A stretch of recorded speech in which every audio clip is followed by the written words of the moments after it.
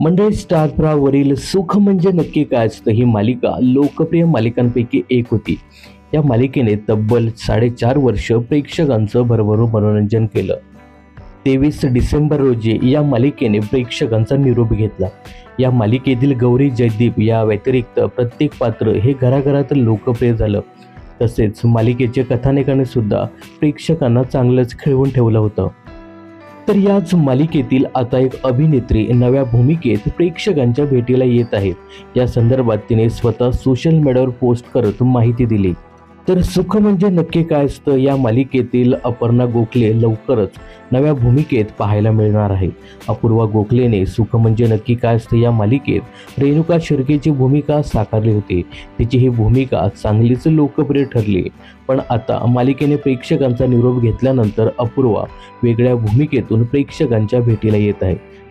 तर सन मराठीवरील लोकप्रिय मालिका सावली होईन सुखाची या मालिकेत आता अपूर्वाची एंट्री होणार आहे.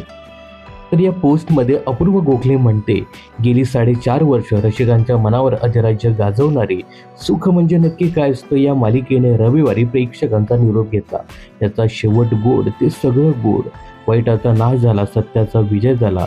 हे सुख शोधत असतानाच मला माझी माणसंही मिळाली.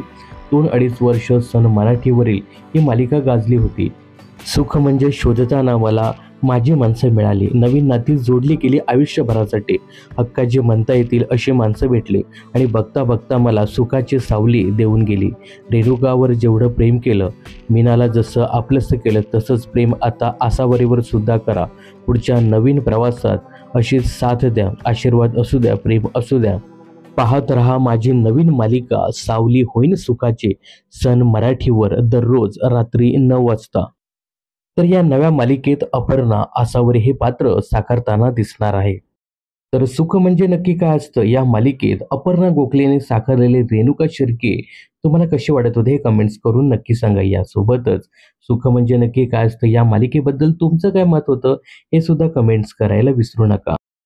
मनोरंजन क्षेत्रातील अशाच फिल्मी अपडेट जाणून घेण्यासाठी चॅनलला सबस्क्राईब आणि फॉलो करायला विसरू नका.